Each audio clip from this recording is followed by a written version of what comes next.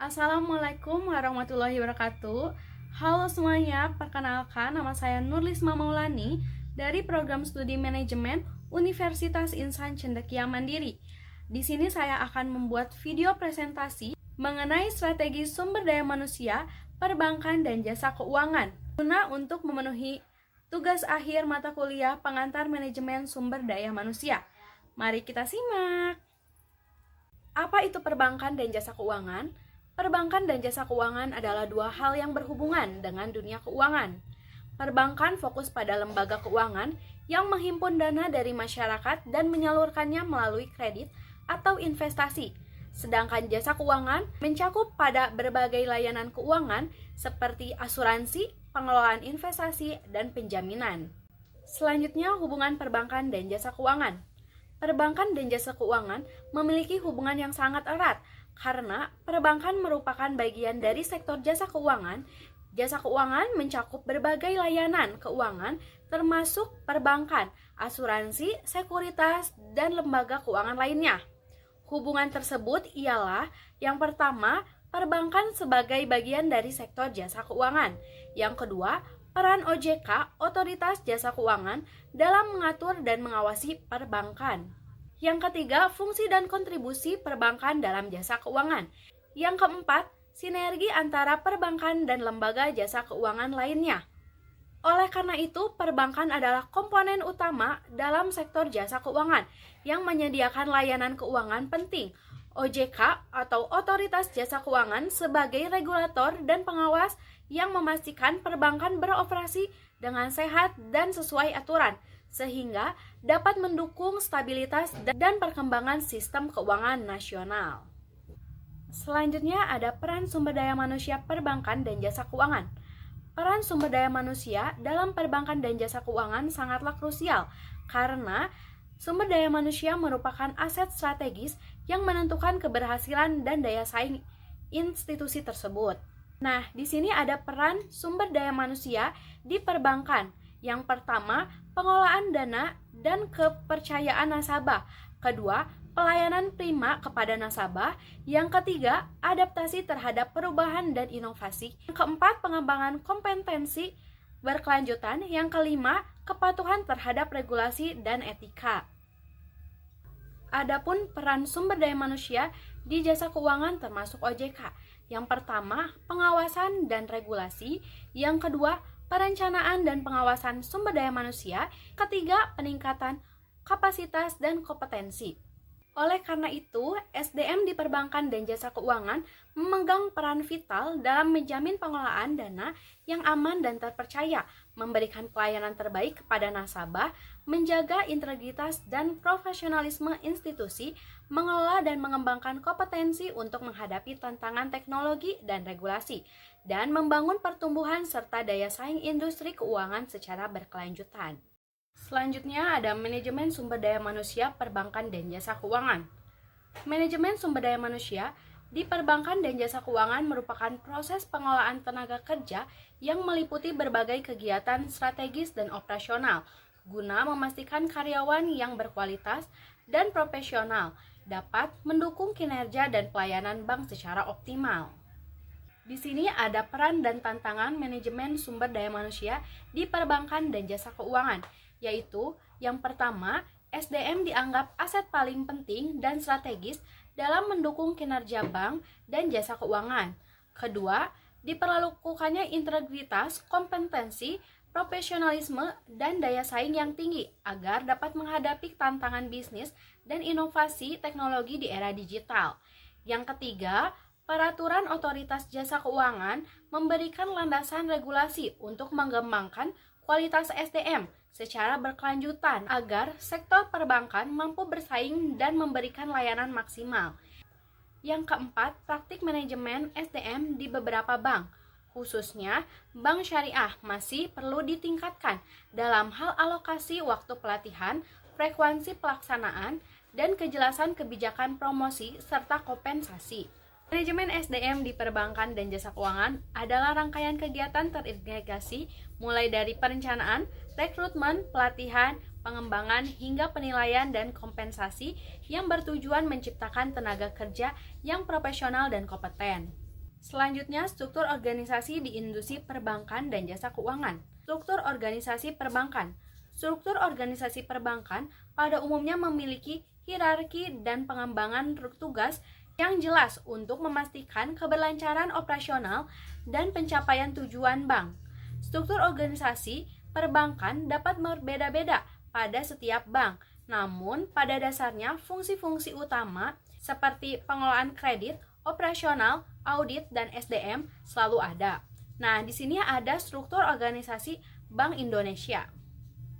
Pada umumnya, struktur organisasi di Bank Indonesia terdiri dari Dewan Gubernur, yang terdiri dari gubernur, deputi gubernur senior, dan beberapa deputi gubernur. Dewan ini merupakan forum pengambilan keputusan tertinggi di Bank Indonesia yang bertanggung jawab merumuskan kebijakan moneter dan arah strategi bank.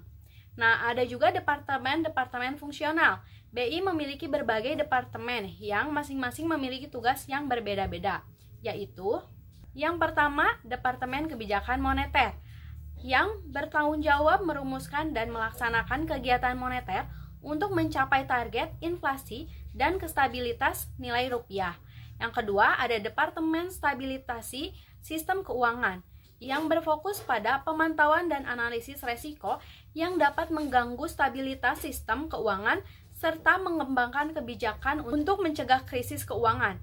Yang ketiga, ada Departemen Sistem Pembayaran, yaitu yang mengelola dan mengawasi pembayaran di Indonesia, termasuk infrastruktur dan teknologi yang diperlukan. Yang keempat, ada Departemen Pengelolaan Devisa. Kelima, ada Departemen Komunikasi. Yang keenam, ada Departemen Pengelolaan Uang Rupiah. Yang ketujuh, ada Departemen Sumber Daya Manusia dan departemen lainnya yang mendukung operasional BI. Selanjutnya, ada struktur organisasi pada kantor cabang bank.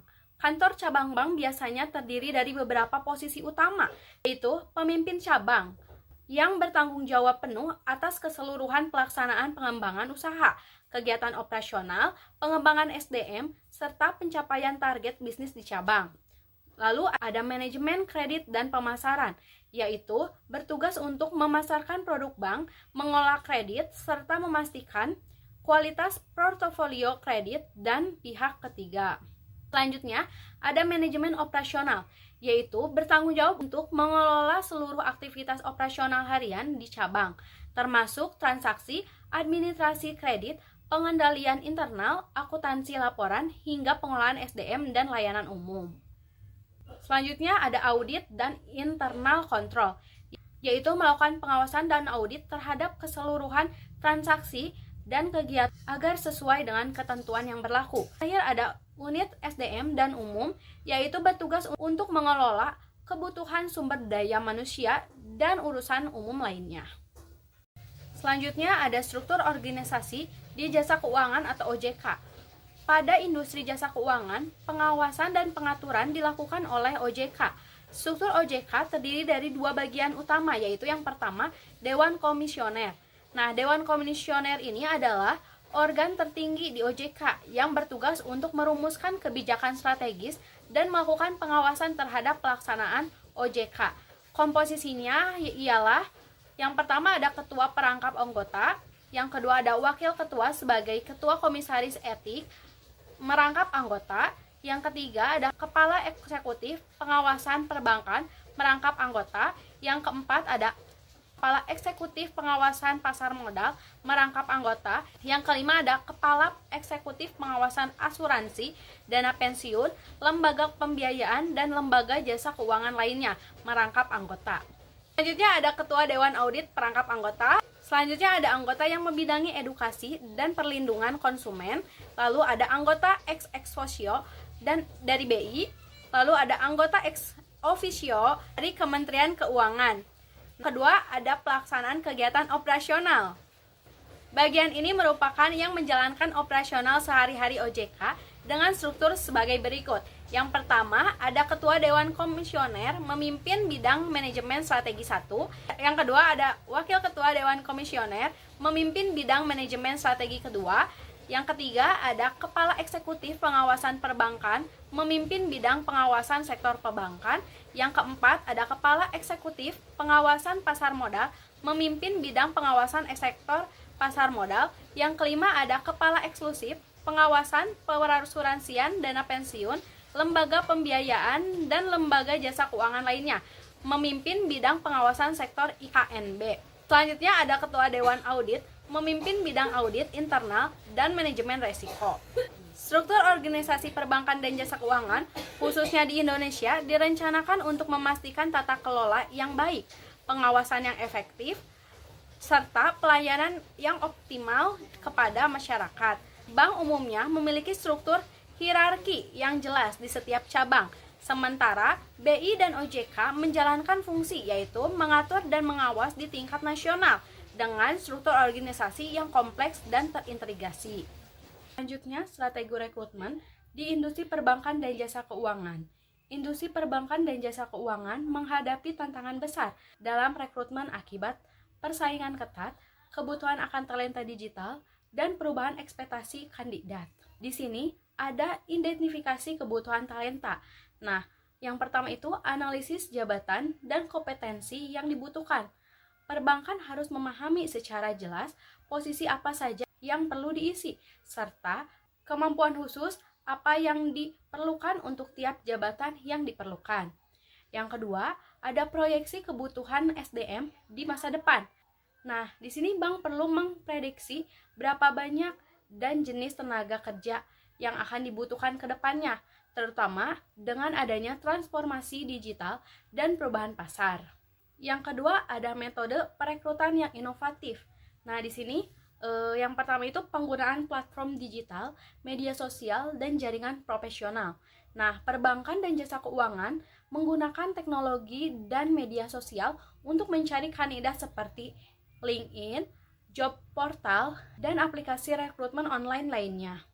Cara ini bisa memperluas jangkauan pencarian talenta dan mempercepat proses rekrutmen. Yang selanjutnya ada kemitraan dengan universitas dan program magang. Nah, perbankan dan jasa keuangan bisa menjalin kerjasama dengan universitas untuk mendapatkan talenta muda yang potensial melalui program magang dan rekrutmen langsung dari kampus. Nah, hal ini itu mampu membangun pipeline kandidat yang siap kerja dan sesuai budaya perusahaan. Selanjutnya ada employer branding untuk menarik kandidat berkualitas. Di sini bank dapat membangun citra positif sebagai tempat kerja yang menarik melalui berbagai kegiatan promosi, testimoni karyawan, dan budaya kerja yang baik. Employer branding yang kuat dapat membuat kandidat berkualitas tertarik untuk melamar ke bank tersebut. Nah, yang ketiga, ada proses seleksi efektif. Nah, di sini ada wawancara berbasis kompetensi, studi kasus, dan simulasi. Proses seleksi dengan wawasan yang fokus pada kemampuan dan pengalaman kandidat, serta menggunakan studi kasus dan simulasi situasi kerja nyata, ialah untuk menilai kecocokan kandidat dengan posisi yang dibutuhkan. Selanjutnya ada penilaian integritas dan latar belakang atau background check yang ketat. Nah, karena industri perbankan sangat sensitif terhadap kepercayaan dan keamanan, bank melalui pemeriksaan latar belakang secara menyeluruh untuk memastikan kandidat memiliki integritas dan rekam jejak yang baik sebelum diterima bekerja. Nah, dengan strategi-strategi ini, industri perbankan dan jasa keuangan dapat memastikan untuk mendapatkan talenta yang tepat, berkualitas, dan siap mendukung perkembangan bisnis di masa depan. Pendekatan yang menggabungkan antara analisis kebutuhan, metode rekrutmen yang modern, dan seleksi ketat dapat menjadi kunci keberhasilan rekrutmen di sektor ini. Selanjutnya ada pelatihan dan pengembangan di industri perbankan dan jasa keuangan. Pelatihan dan pengembangan di industri perbankan dan jasa keuangan sangatlah penting untuk meningkatkan kompetensi, profesionalisme, dan adaptasi terhadap perubahan teknologi serta regulasi yang dinamis. Nah, di sini yang pertama ada penilaian kebutuhan pelatihan, ada identifikasi skill gap dan area pengembangan. Proses ini bertujuan untuk menemukan kesenjangan antara kemampuan karyawan saat ini dengan yang dibutuhkan untuk menjalankan tugas secara optimal. Yang kedua, ada penyelarasan program pelatihan pelatihan dengan tujuan bisnis dan karir karyawan. Program pelatihan harus selaras dengan strategi bisnis bank dan kebutuhan pengembangan karir karyawan agar kontribusi pelatihan berdampak langsung pada pencapaian tujuan organisasi dan meningkatkan kompetensi individu. Di yang kedua ini ada program pelatihan komprehensif. Yang pertama itu ada hard skill. Nah, ini tuh meliputi keterampilan teknis spesifik seperti manajemen risiko, kepatuhan, analisis pasar, pengelolaan produk, dan layanan perbankan, serta teknologi finansial. Keduanya ada soft skill. Nah, ini tuh meliputi keterampilan interpersonal, komunikasi, kepemimpinan, dan pelayanan pelanggan yang sangat penting dalam industri jasa keuangan untuk mendukung hubungan nasabah dan kerja tim. Yang ketiga ini ada pelatihan khusus terkait inovasi dan digitalisasi. Nah, mengingat perkembangan teknologi dan digitalisasi di sektor perbankan dan jasa keuangan, pelatihan ini tuh berfokus pada pengembangan teknologi baru, digital banking, dan inovasi produk secara layanan untuk meningkatkan daya saing dan efisiensi operasional. Nah, selanjutnya ada metode pengembangan, yang dimana ada on-the-job training, monitoring, dan coaching. Metode ini memberikan pelajaran langsung di tempat kerja dengan bimbingan dari senior atau mentor. Efektif untuk transfer pengetahuan praktis dan pengembangan kompetensi secara berkelanjutan. Selanjutnya ada rotasi jabatan dan penugasan khusus. Nah, metode ini tuh memberikan kesempatan bagi karyawan untuk memperoleh pengalaman di berbagai posisi atau proyek khusus, sehingga meningkatkan pemahaman bisnis secara menyeluruh dan fleksibilitas keterampilan. Yang ketiga ada e-learning dan blended learning. Nah, metode pembelajaran daring yang semakin populer terutama selama pandemi COVID-19. Nah, metode pembelajaran ini tuh menggunakan platform digital seperti Learning Management System dan aplikasi video conference seperti Zoom dan Google Meet. Hal ini tuh memungkinkan pelatihan yang fleksibel dan efisien tanpa batasan lokasi. Yang keempat ada pengukuran efektivitas pelatihan. Nah, di sini evaluasi pelatihan dilakukan dengan beberapa tahap, antara lain mengukur reaksi peserta terhadap materi dan metode pelatihan. Yang kedua ada pengujian peningkatan pengetahuan melalui pretest dan posttest. Ketiga ada mengamati perubahan perilaku kerja setelah pelatihan. Yang keempat mengukur hasil nyata seperti peningkatan produktivitas, penurunan kesalahan kerja, dan kontribusi terhadap tujuan bisnis. Evaluasi ini tuh penting untuk memastikan pelatihan memberikan dampak positif dan hasil yang dapat diukur, serta untuk memperbaiki program pelatihan berikutnya. Yang selanjutnya ada retensi keterlibatan karyawan di industri perbankan dan jasa keuangan. Yang pertama ada budaya perusahaan yang positif. Nah, kita dapat menciptakan lingkungan kerja yang inklusif, sportif, dan menghargai kontribusi. Lalu ada transparansi dan komunikasi terbuka dari manajemen. Yang kedua ada sistem kompensasi dan manfaat yang kompetitif. Nah, di sini yang pertama ada gaji, bonus, tunjangan, dan program kesejahteraan yang menarik. Yang kedua ada penghargaan kerja dan insentif. Ketiga ini ada jalur karir dan peluang pengembangan. Nah, yang pertama itu mencakup program pengembangan karir yang jelas. Yang kedua, ada kesempatan promosi dan pengembangan diri. Nah, yang keempat ada pengakuan dan penghargaan. Yang pertama, ada program pengakuan kinerja dan kontribusi. Lalu ada pentingnya feedback yang konstruktif dan reguler. Yang kelima ada keseimbangan kerja dan hidup atau work-life balance. Yang pertama itu fleksibilitas kerja, cuti, dan program kesehatan mental. Lalu ada juga pencegahan burnout di lingkungan kerja yang serba cepat. Retensi dan keterlibatan karyawan di industri perbankan dan jasa keuangan sangat dipengaruhi oleh kombinasi budaya perusahaan yang positif, sistem kompensasi yang kompetitif, jalur karir yang jelas, pengakuan yang konsisten, serta keseimbangan kerja dan hidup yang baik. Semua aspek ini dapat membantu mempertahankan talenta terbaik dan meningkatkan kinerja organisasi secara berkelanjutan. Kesimpulannya, di industri perbankan dan jasa keuangan yang diawasi ketat oleh OJK, manajemen sumber daya manusia yang efektif itu krusial.